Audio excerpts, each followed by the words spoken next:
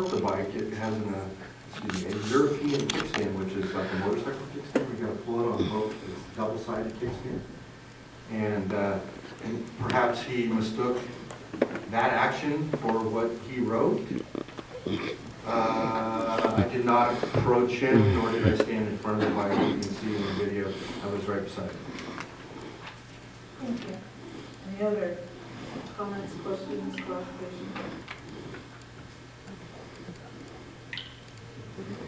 I have one last question. The officer, and this is for the area manager, the officer, the witness officer, the security guard, the one that is the witness to the victim. I believe that's citizen one. The citizen one, he's a security guard. No? Yes, I think he works for Portable Patrol. Or it might have been citizen two. None of them are sworn police officers, correct? Right. He works for a condo property management company. He doesn't work for any government agency. He is not a sworn police officer. No. Okay.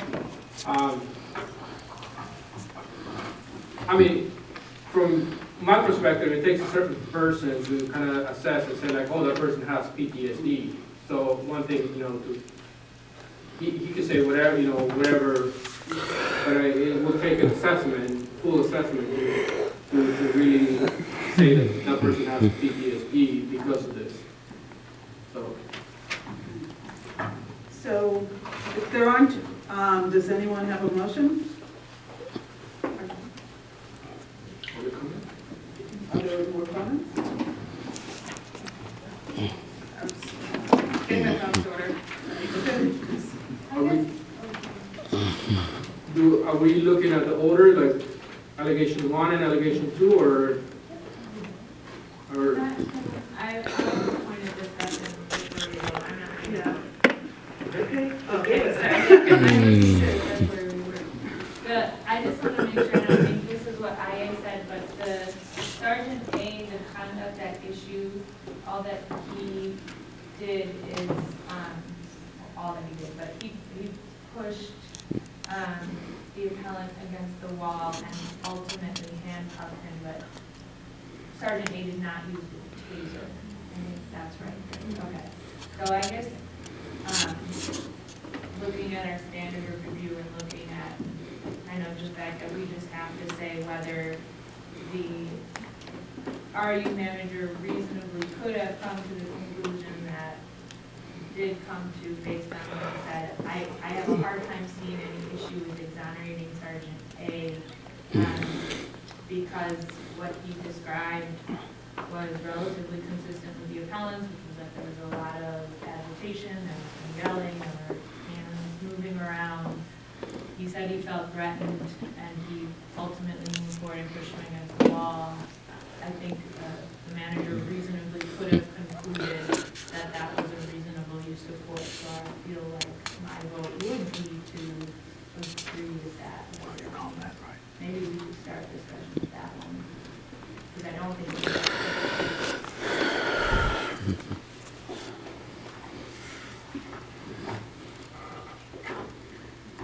So is that, okay, so that would be allegation 1, Sergeant A used inappropriate force while taking the appellant into custody.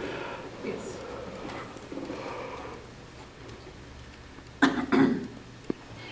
More discussion? I'm surprised, I'm almost surprised that it exists as an allegation that is in front of us.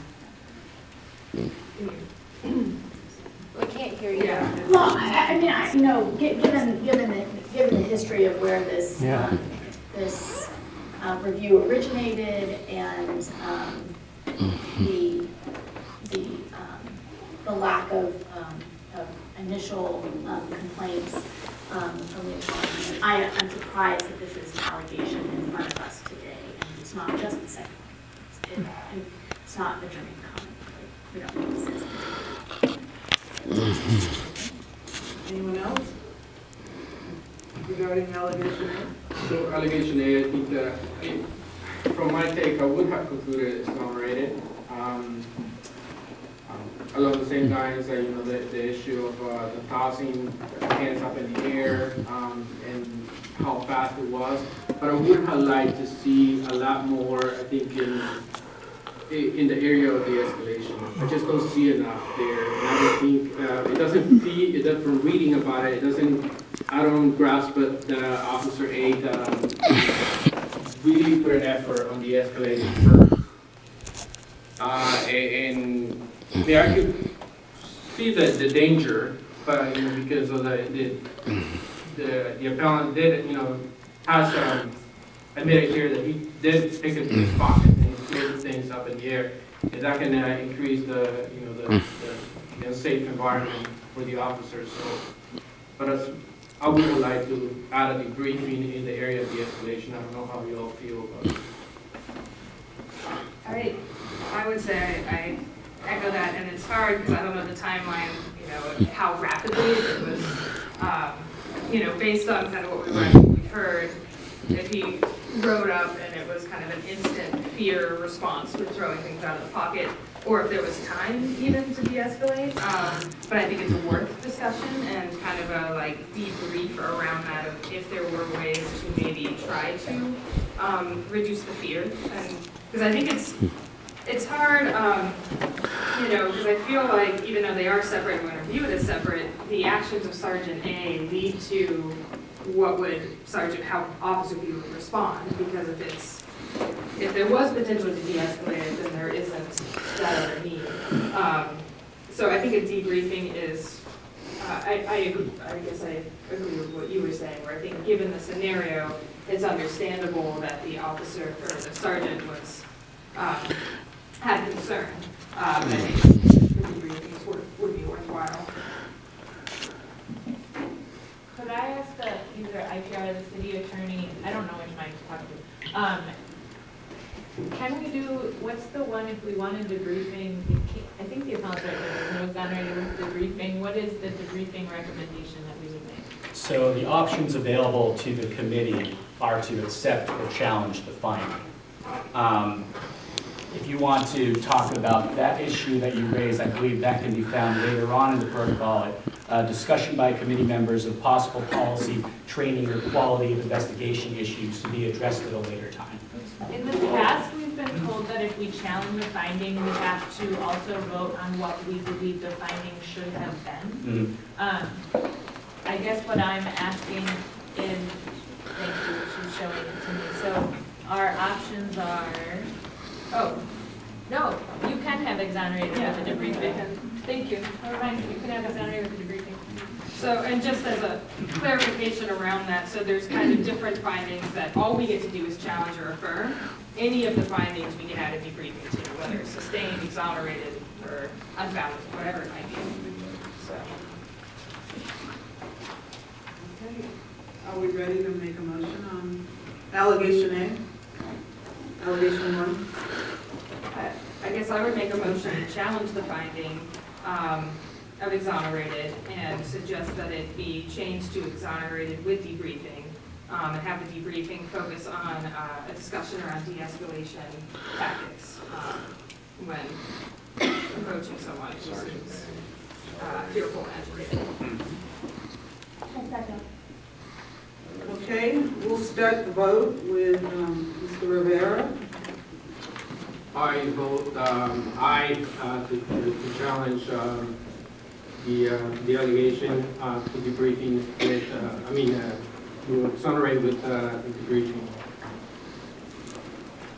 I also, I do think that the situation was bad. There was anger, there was aggression going on. I mean, I don't know how I would put it, but it did, I think, increase over time. And I do think that there was a possible opportunity to at least debrief and discuss what are some of the options that could have occurred. So I vote also to challenge with brief, exonerate. I also would like to add a debrief to the consideration. Okay, I also challenge the finding and would change it to exonerated with debriefing. I feel like since it didn't appear like the appellant was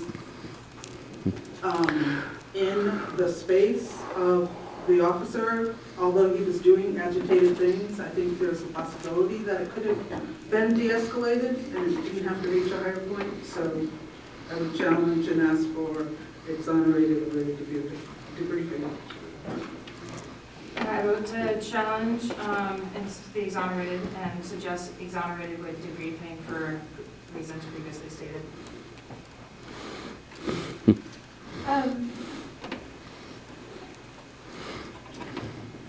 I wrote that way as well, although I think that it's kind of a close question. I think it's, from everybody's description, this moved really quickly.